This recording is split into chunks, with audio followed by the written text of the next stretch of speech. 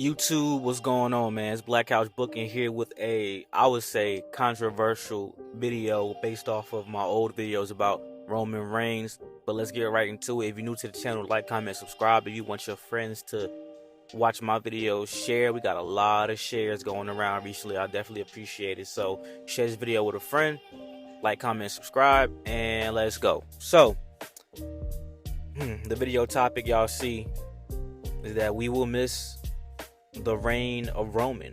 We will miss Roman Reigns' title reign.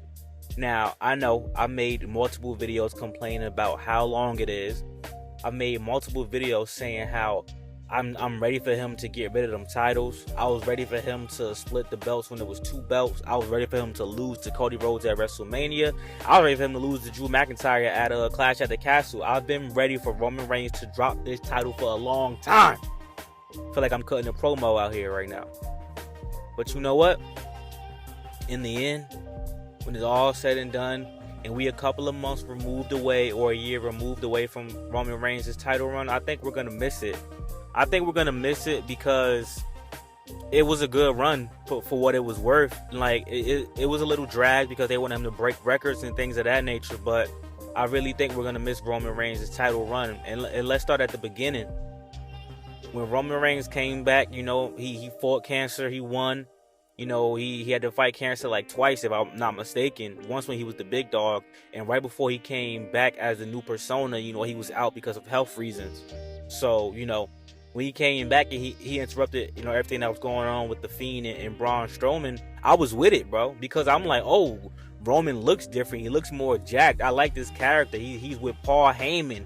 You know what I'm saying? He didn't show up to the match. He came out last minute, won a triple threat. That let us know that they're booking Roman as a legit heel, which is, you know, something that really wasn't done until the early iteration of The Shield. But really, The Shield, they were like Deadpool. They were like Punisher. They were like the Sony's version of Venom. They were more anti-heroes, you know what I'm saying? So that's why we ain't really consider them mega super duper heels, even when they was going against Stardust and Goldust.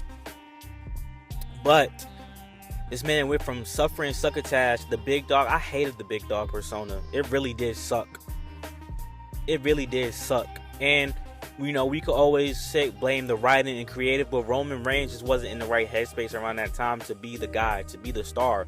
Or he was always meant to be a heel, but they just didn't have faith in that. They just wanted him to be the next John Cena, forcing wins, forcing storylines, forcing accolades. Now, obviously, this is scripted, and this is, you know, storytelling at its finest. So, obviously, you choose who wins, who loses. So, in a way, isn't that always forcing? But no.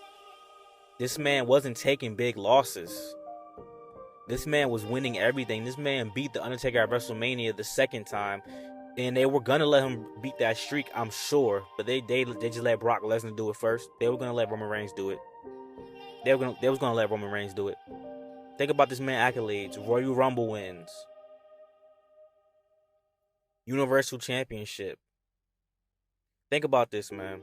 Seth Rollins and Dean Ambrose were better than Roman Reigns, but they made Roman Reigns stand out as the de facto leader of the Shield, when really everyone knows Dean Ambrose was the mouthpiece and the real leader of the Shield, and not this forced Roman Reigns guy.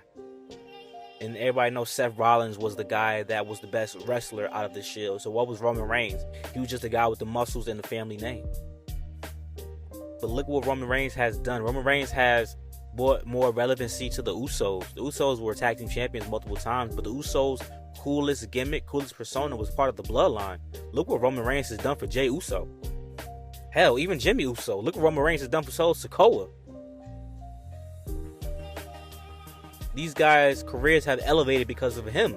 Look what Roman Reigns done for Sami Zayn and Kevin Owens. Say what you want, but Sami Zayn and Kevin Owens being a part of the Bloodline feud elevated them to relevancy that they haven't had in a long time, since Kevin Owens won the first Universal Championship, since Sami Zayn was IC champion.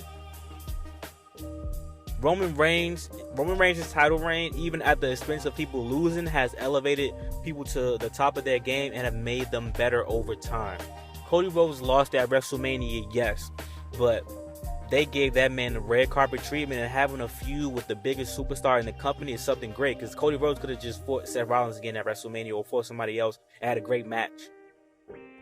So Roman Reigns has been box office. He has brought a lot to the company, more money, more eyes. You know what I'm saying? And you know what? His theme music, that's like a final boss of Street Fighter type of level. Every time Roman Reigns came out, I'm like, yo, this is the final boss. Like, I got hype. I was excited about what Roman Reigns was doing. It's just the finishes, they botched his run because he's a heel. We're not supposed to like him, but damn, he has to win every match with somebody interfering, with Solo Sikoa spiking somebody, and Jimmy Uso coming out. That's where they lost me. I'm going to miss the reign because it's done so much for Roman, and I don't know what's next after he loses to Cody Rhodes. Because if he doesn't lose to Cody Rhodes, I'm done. I'm not even going to care. I'm going to watch everything else except for that because there's no point then. Because the story is for nothing if Cody Rhodes can't beat him now after all this, right? So what you can do is keep The Rock heel and have Roman versus Rock and turn Roman face. That's probably something that you can do that would probably work for me. But I just don't know how he's going to be as a babyface moving forward if that's what we're going to do. We're going to have that type of turn, or we're going to have the turn where The Rock turns back face and have him face Roman one-on-one, and Roman's the heel in the situation. But I think without the bloodline, without Paul Heyman, it's no point in doing that. I think Braun Breaker is going to be a Paul Heyman guy, or they're going to throw us for a complete swerve and give Paul Heyman to someone else that's a young guy that's coming up. So we'll see how that goes. But yeah, I'm gonna miss the reign, man. I complained for the last couple of Premium Live events that he keeps winning, and I'm ready for it to be over, and I'm really ready for this to be done. But man, at the end of the day, this was very good for his career, whether you like him or not. It's been a fun run, man. It's been a fun run, something we haven't seen in a long time, and I hope we don't see in a long time ever again, because I am not a big fan of people holding the belt for years. You know what I'm saying? I'm not the biggest fan of that. So I really want to know what you guys think. My fondest memory of Roman Reigns, he had a great match. He had great matches with Brock Lesnar, I'll say. Him versus Cody Rhodes was a banger. Him versus Sami Zayn was a banger. Him versus Drew McIntyre. Him versus Kevin Owens. I say the first one I really enjoyed a lot. And him versus Jey Uso, man. He helped main event Jey Uso come to fruition. And those matches against Jey Uso were really good, really interesting. So, I'm going to miss the reign, man. For what it's worth, he did have some great matches, in my opinion. And he's not even the best wrestler. Bigger guys usually aren't, because they don't have a lot to add to their arsenal. But the matches that he had that were great matches were great. And I will say, his storytelling with his facial expression and his mannerism, his bodies in the match, especially against Jey Uso in that Hell in a Cell, it really told me a lot, man. That this guy can do some things, and you just gotta give him the opportunity and the chance, and he can put on a good show.